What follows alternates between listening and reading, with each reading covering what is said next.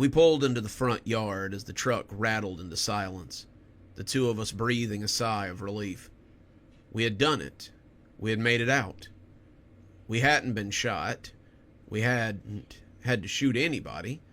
And somehow we had pulled off our little caper. "I need to get this to the lab and test it," Terry said, as he pulled the baggie out from under the seat. "Yeah, we need to know what it is, and we need to make a plan before all hell breaks loose." Instead of getting out of the car, we both just sat there for a moment. It was as if neither of us were really sure what we were doing or how to get started. We'd gotten ourselves into something even bigger than monsters in town history, and it was all starting to get a little too dangerous. Maybe it was for me, at least. Terry probably did this kind of thing all the time, so maybe this was just a typical Tuesday for him. Having come from an active war zone, it felt like I was in danger for the first time in my life. When you're at war, the worst thing that can happen is you can get shot or captured. The worst thing that can happen in your life is that it'll end. Who's to say in this situation that there isn't something even worse than that? Getting my family hurt, getting my friends hurt, being thrown to the monsters, so I have to spend the rest of my life as one. And of course, there's always discovering that your home isn't as safe a place as you thought it was. I got out of the truck first, and it seemed to move Terry to get out as well. "So, what do we..." But before I could start, I heard a noise from the stairs and looked up to find Susan waiting for me halfway up. She'd put on some pajamas, her hair was in a ponytail, and she looked worried and disappointed. I realized pretty quick that she was disappointed at the fact that we had gone out at night, and she honestly had no idea how much danger we'd been in. She was still following the old rules, and the old rules said that no one went out after dark. "Uncle Terry, if it's not too much trouble, could I have a word with my friend?" I looked at Terry, and he shrugged, but there was a lot going on in that shrug. He also gave me a look that told me flatly that I wasn't to involve her, and I wasn't to tell her anything she didn't need to know. Terry was as worried about his family as I was about mine, and he didn't want them hurt any more than I did. I liked Susan. I liked her family. I liked them a lot, and the last thing I would want to do would be to cause them harm. "Come find me when you're done," Terry said, as he headed off towards the basement, and I headed off upstairs. She took me by the hand when I got about halfway up, and her grip was iron. It was hard to take any of it seriously when her cute little ponytail was bobbing angrily behind her, and as she pulled me into a room, I realized it hadn't changed a lot from when we were kids. It still looked like a high school girl's room, with the band posters and the memory boards and the usual things you find in a girl getting ready to go to college's room. She still had the same lumpy single bed, the same fuzzy rug on the floor, the same pictures on the wall, many of which were of us. It appeared that she had never quite forgotten me either, and when she made a noise to bring my attention back around, I realized she had noticed me noticing. "Productive night out?" "Your uncle and I..." But she put up a hand to cut me off. "I'm not an idiot. I know that Uncle Terry is up to something. He's been up to something for years, and it usually involves the town and the mayor and whatever there is going on in the woods." "Susan..." But she put a hand up again, clearly wanting to get it all out. "I'm also aware that you've come back with a chip on your shoulder, and I think it has something to do with your older brother.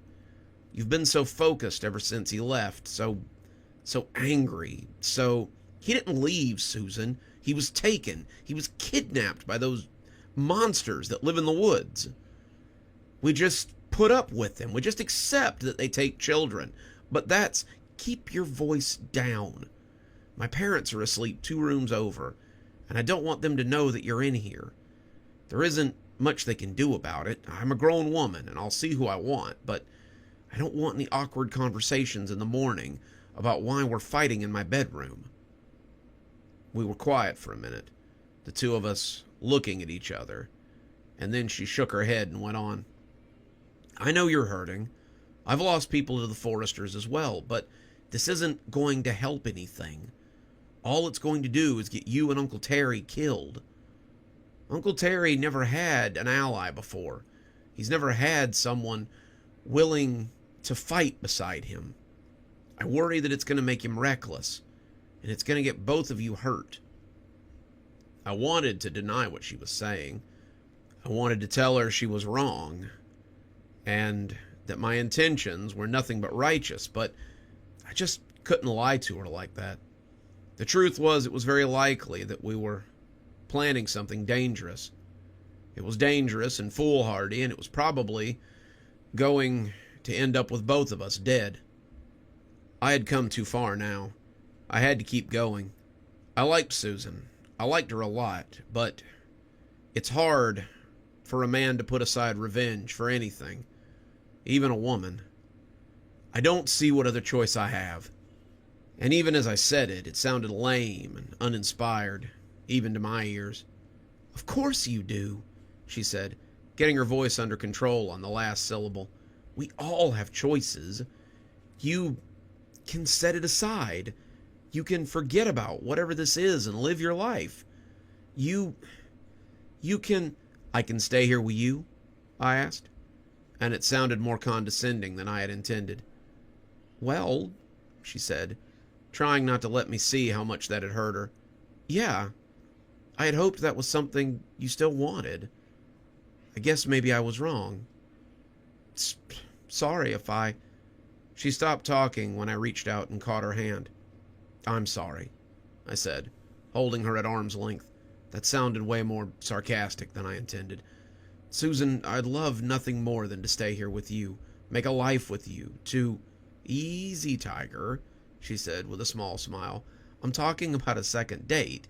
I like you a lot, probably more than I should, but you've burned me before, and it's made me a little hesitant to go all in again.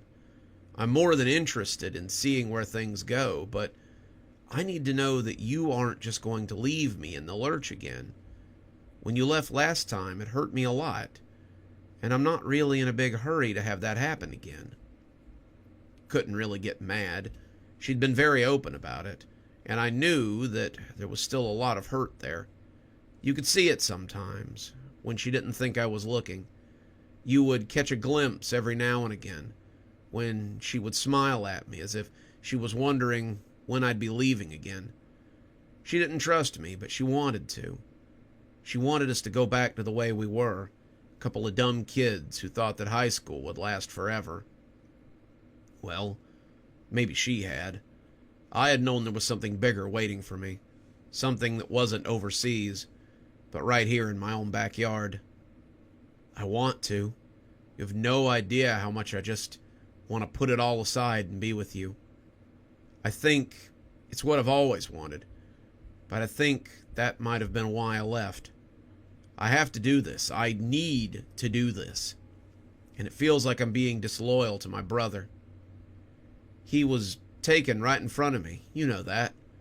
If I don't try to help him or save him or something, it feels like I'm spitting in his face. I don't think that it's what Simon would want you to do. I knew Simon too, and he probably would have told you to keep living. He was always so full of life, always quick with a laugh or something to make someone feel better. Do you really think your brother would want you to head into the woods and end your life just because the woods ended his? I wanted to let go of her, but I still couldn't. Her fingers felt too good around mine, and I was worried that we'd just stand there like that for the rest of our lives. I saw him. I saw him not too long ago, was all I could think to say. Who? You saw Simon? Yeah, or at least what's left of him. He came to me, he recognized me, and he told me that all of this has to stop. He's still got some of himself in there, and he hates what he's become. He wants it all to end. He wants me to help free him. Free him? Or kill him? She asked with ice in her voice. Maybe both. If what you say is true, then he may despise what they're making him do. It's more than that. I've learned things, Susan. I've learned things that change what I know about this place. I've learned things that make it impossible for me to ever live happily as long as I know about this place. I've discovered things that would make it impossible for me to raise a family here in good faith. I need to change something. I need to change this place, and if I have to die in the process to do it, then that's how it has to be. Your uncle understands. Your uncle knows what's going on around here, but he's one man. The two of us together might be able to do something. We might be able to help this place heal. Susan finally let her fingers slip out of mine, and her arm hung limp at her side as she digested all of that. And what about me? Do I get a say in any of this? I didn't have an answer for that. We stood there for a moment, just looking at each other. And when she finally spoke, she turned to face the window instead of looking at me. I won't keep you from your work, then. I see what's important these days. I had a really great time tonight. I was hoping there might be more times ahead. Just remember, before you go and do something you can't take back, I'd be glad to give you shelter from whatever it is you feel you have to do. Revenge will not be kind to you, but love could be. That was the closest I came to throwing it all away. That was the closest I had ever come to just setting it all down and never looking back. She'd given me an ultimatum like that before I went into the army. She had told me that I could stay with her instead. She told me how we could make a life together here, how we could be happy together, but I had still been young and dumb and had known that such things were impossible. I knew that there would be no happy ending for me. But in that moment, I had also hoped. In that moment, as I was looking at going into combat, I had thought that maybe there might be more than a chip to wager and a life to be spent. You don't have to answer me right now. Just think about it. That was what she'd said before I went into basic, and it was the same thing that she said to me now. I wanted to say more. Wanted to say so much more, but I turned and headed back towards the basement of solitude so I could find out what Terry had discovered. Susan would wait. I knew she would, but as I went down the stairs, it seemed unfair to make her wait. Just because I had things going on that could change the world didn't mean it was okay to play with a girl's emotions like that. I understood this. I agreed with this, but I still headed into the basement. There was work to do. Good evening, everyone. It's me, Dr. Plague. Thank you so much for joining us for tonight's show. If you think you might like a little more spooky in your life, then please feel free to click on one of the videos we have up here. Maybe look at one of the playlists if you're trying to get caught up. I know, there's so many videos on the channel. There's so many series that are going at the same time. Sometimes you just need a little refresher course, and I gotta say, I always enjoy the views. If you're not subscribed, feel free to hit that subscribe button. Maybe hit the bell so you don't miss anything. We upload a lot on this channel, so you won't want to miss a single story as they come out. If you'd like to support the channel, you can click on the Amazon link down there. There's quite a few books in my Amazon account. You can have a look, and if you'd like a signed copy, get up with me through email, and I'll be happy to work something out with you. Also, there's links to my Patreon, and you can become a member on the channel if you'd like your spooky a little bit early. Patrons and members on the $5 tier get their videos 12 hours early. That's in the morning, as opposed to in the evening. Patrons at the $10 level also get a signed copy of my book anytime I write one. Speaking of my patrons, you should see them appearing right now. Just wanted to take a minute to say how much I appreciate all of you. Patrons, subscribers, however you give to the channel. I really appreciate everything you do, and it truly touches me that you have chosen to support the channel in this way. Well, that's enough for now. Till next time, Dr. Plague, signing off. Have a wonderful evening.